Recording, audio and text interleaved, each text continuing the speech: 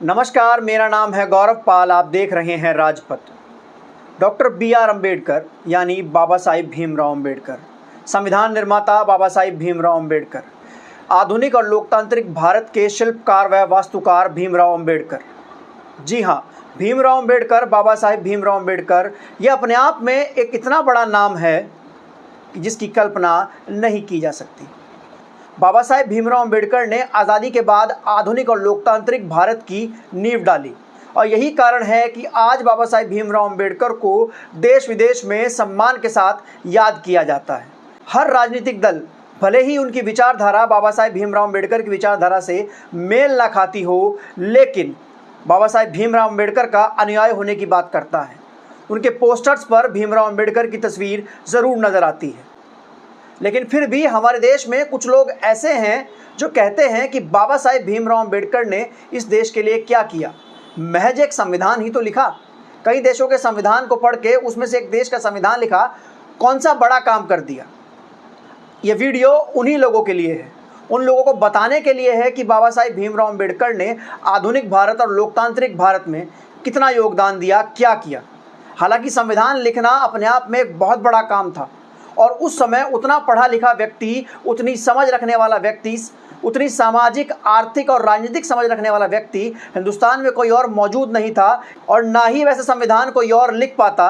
इसलिए यह काम बाबा साहेब भीमराव अम्बेडकर को दिया गया और उन्होंने संविधान। आज हम बात करेंगे बाबा साहेब भीमराव अम्बेडकर ने संविधान लिखने के अलावा और इस देश के लिए क्या क्या काम किया है। संपूर्ण साउथ एशिया और भारत में बाबा साहेब भीमराव अम्बेडकर एक ऐसे पहले व्यक्ति हैं जिन्होंने इकोनॉमिक्स में डॉक्टरेट और डबल डॉक्टरेट की डिग्री हासिल की। बाबा साहब एकमात्र ऐसे व्यक्ति हैं जिनको इकोनॉमिक्स में डीएससी की उपाधि दी गई और यही कारण रहा कि बाबा साहेब अम्बेडकर द्वारा लिखी गई किताब रूपी problems, its origin and it's solution के कंसेप्ट पर 1935 में आरबीआई यानी रिजर्व बैंक ऑफ इंडिया की स्थापना की गई।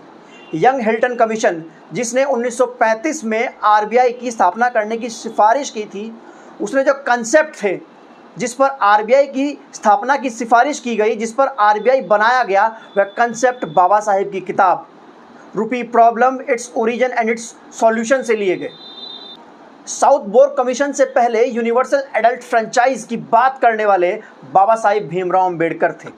बाबा साहेब भीमराव अम्बेडकर ने इस देश के हर व्यक्ति को लिंग, जाति, धर्म, वर्ग, शिक्षा के भेदभाव को दरकिनार करते हुए वोट डालने का अधिकार दिया, अपनी सरकार चुनने का अधिकार दिया, लोकतांत्रिक भारत की नींव डाली। बाबा साहिब को भारतीय मजदूरों का मसीहा भी कहा जाता है और ये मसीहा ऐसे नहीं कहा जाता।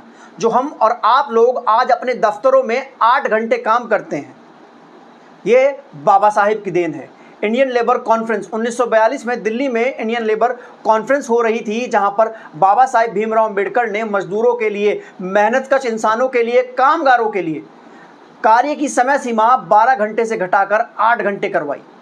साथ ही साथ लिंग के भेदभाव के बिना बराबर काम करने पर बराबर मानदेय दिया जाए, यह प्रावधान भी बाबा साहिब ने ही भारत में इंट्रोड्यूस करवाया, जिसके कारण आज महिलाओं और पुरुषों को बराबर मानदेय दिया जाता है। खदानों में काम करने वाली महिलाओं के लिए बाबा साहेब भीमराव अम्बेडकर कुछ ऐसे कानून लेकर आए जिसकी वजह से उन महिलाओं का आर्थिक और सामाजिक सशक्तिकरण हुआ।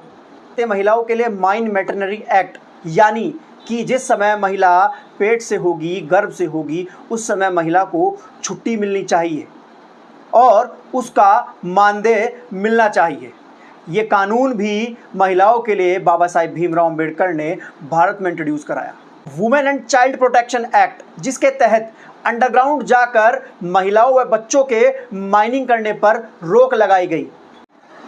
राज्य सरकार की ओर से राज्य कर्मचारियों को मिलने वाले एम्प्लॉयमेंट स्टेट इंश्योरेंस स्कीम के तहत medical care, medical leave, physical disability के समय भत्ता भुगतान या कोई भी अनहोनी के समय स्टेट की, गवर्नमेंट की तरफ से जो इंश्योरेंस दिया जाता है, आज अलाउंस, डीए, जिस प्रकार के डीए जो आज कर्मचारियों को मिलते हैं, समय समय पर कर्मचारियों की जो तनख्वाह है उसको रिवाइज कराकर बढ़ाया जाता है, महंगाई भत्ता दिया जाता है, बच्चों को शिक्षा का भत्ता दिया जाता है। इन सभी भत्तों में बाबा साहेब भीमराव अम्बेडकर का बहुत बड़ा योगदान रहा। अम्बेडकर शुरुआत से ही मेहनतकश मजदूर, कामगार लोगों के हितैषी रहे।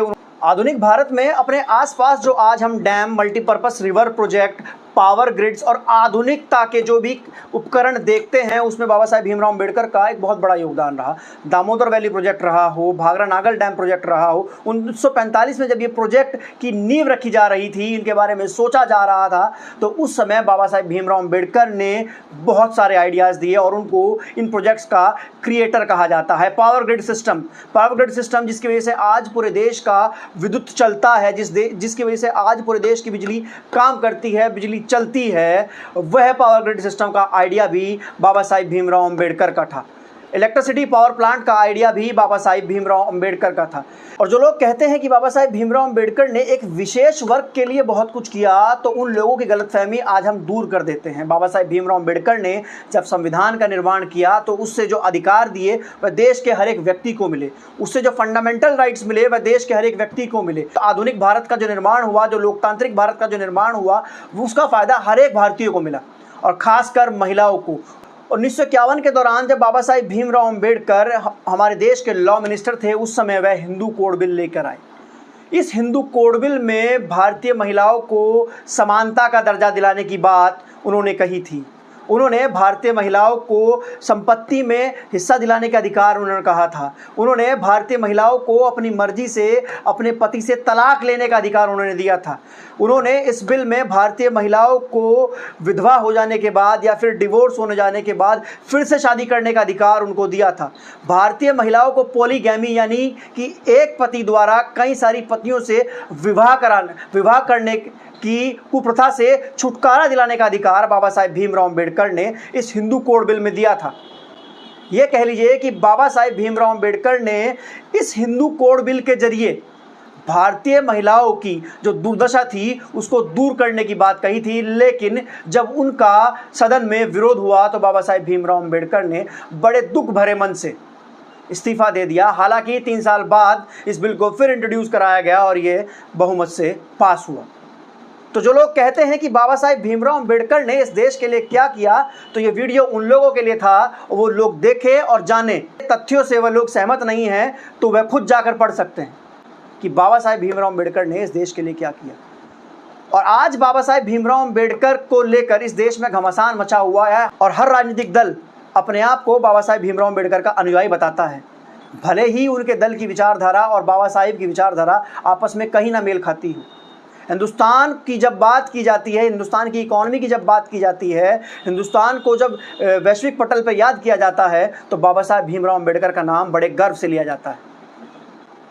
बाबा साहेब भीमराव अम्बेडकर की जयंती पर आप सभी को शुभकामनाएं। जय भीम।